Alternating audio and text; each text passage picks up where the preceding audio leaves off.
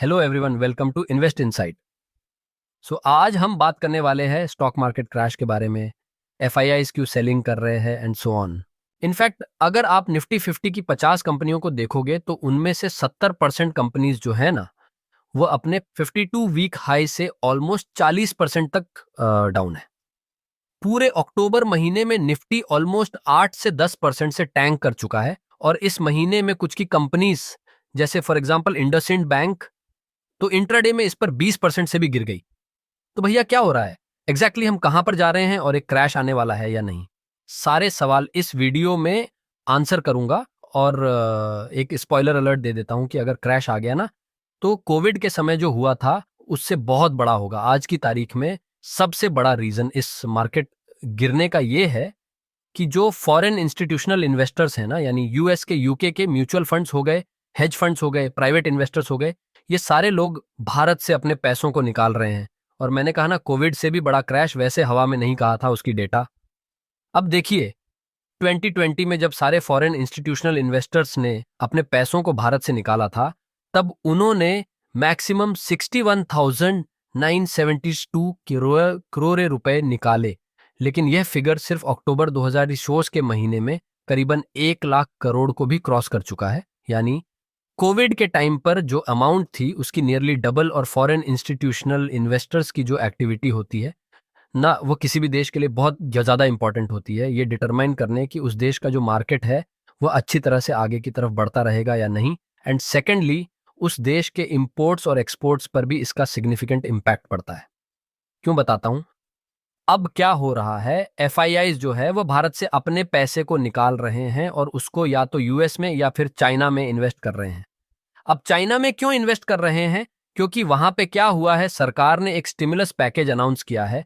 Chinese government जो है वो बहुत सारे पैसे खर्च कर रही है अलग अलग प्रोजेक्ट के ऊपर और वहां पर उनको ग्रोथ स्टिमुलेट करनी है अपने देश में। सारे जो एफआईआईज है इसके होप्स में पैसे इन्वेस्ट करके बैठे, क्योंकि ऑब्वियस ऐसी बात है, स्टिमुलस पैकेज मतलब क्या होता है, सरकार आती है और पैसे खर्च करती है, सरकार हाईवे बनाती है, सरकार बिजनेसेस में इन्वेस्ट करती है, सरकार लोगों को सब्सिडीज देती है, जिससे क्या होता है कि इकोनॉमिक एक्टिविटी बढ़ जाती है और वहां पर पैसे कमाने की अपॉर्चुनिटी बन जाती है। और यहीं पर यूएस जो है वहां पर अगर आप बॉन्ड्स में इन्वेस्ट करते हो यानी फिक्स्ड रेट इंस्ट्रूमेंट्स में इन्वेस्ट करते हो जहां पर आपको एफडी की तरह एक फिक्स्ड रिटर्न मिलता है, उसके जो यील्ड्स होते हैं यानी वहां पे जो रिटर्न मिलता है ना, वह धीरे धीरे बढ़ता जा रहा है।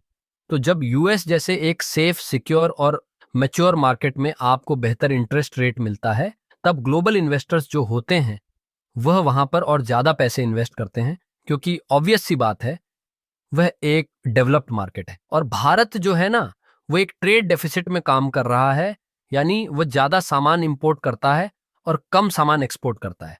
तो अगर आप ज्यादा सामान इंपोर्ट करते हो और $1 83 से 84 हो जाता है तो ये इंपोर्ट करना और महंगा हो जाता है। तो ये हो गया एक मेजर ग्लोबल फैक्टर। इसके साथ आपको भारत की करंट सिचुएशन के बारे में एक डरावनी चीज बताता हूं। आप सोच रहे होंगे सब जगह तो हम पढ़ते हैं हेडलाइन के भारत की ग्रोथ रेट आने वाले सालों में 7% ऐसी 8% होने वाली है। सारी चीजें अच्छी है, हमारे देश में इन्वेस्ट करना अच्छी बात है। भारत की जो सारी बड़ी कंपनीज है ना, सारे सक्सेसफुल बिजनेसेस वे अच्छे नंबर रिपोर्ट नहीं कर रहे हैं। इनके जो प्रॉफिट्स में, रेवेन्यू में ग्रोथ आ रही है ना, वो जितनी आनी चाहिए या मार्केट जितनी एक्सपेक्ट करता है उससे कम आ रही है। जैसे आप भारत के एफएमसीजी सेक्टर को देख लीजिए, यहाँ पर हम एग्जांपल लेते हैं नेस्ले की, जो एक बहुत ही प्रोमिनेंट कंपनी है। इनके जो मैनेजिंग डायरेक्टर है सुरेश नारायणन सर, इन्होंने कहा कि एफएमसीजी सेक्टर जो अभी बहुत ही ज्यादा स्लो और स्लगिश डिमांड देख रहा है, जैसे कुछ क्वार्टर्स पहले डबल डिजिट में ग्रोथ हो रही थी जैसे 10-12%, अब जाकर वह 1.5 से 2% पे आ गई है। इतना बड़ा ड्रॉप और वह इसीलिए हो रहा है क्योंकि हमारे देश में करेंटली एक ट्रेंड आ चुका है फूड इन्फ्लेशन का। हम जो सारी ग्रोसरीज हर रोज खरीदते हैं, सब्जी खरीदते हैं, कॉफी चाय खरीदते हैं, इन सारे प्रोडक्ट्स में इन्फ्लेशन आ रही है।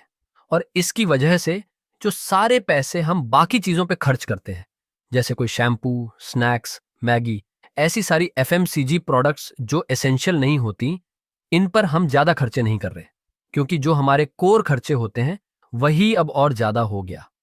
जब भी इन्फ्लेशन आती है तब सरकार जो होती है वह आपके देश के इंटरेस्ट रेट को बढ़ा देती है ताकि लोन लेना और महंगा हो जाता है। इसकी वजह से कंपनीज आसानी से लोन लेकर एक्सपेंड नहीं कर पाती और उनकी जो ग्रोथ होती है वह थोड़ी रिस्ट्रिक्ट हो जाती है। और करेंटली पिछले 2 सालों में भारत में एक हाई इंटरेस्ट रेट एनवायरनमेंट चल रही है, सिर्फ भारत में नहीं बल्कि यूएस में भी। और यूएस की गवर्नमेंट ने रिसेंटली एक डेटा रिलीज की जिसने कहा कि 57% प्रोबेबिलिटी है कि हम 2025 में एक रिसेशन में जा सकते हैं। 57% माने ऑलमोस्ट हाफ से ज्यादा। और एक कहावत होती है, आपको पता है कि every time the US sneezes the world catches a cold. तो अगर यूएस एक रिसेशन में जाती है तो there is a high chance that India भी जा सकती है। If you enjoyed today's video, don't forget to give it a thumbs up and subscribe to the channel.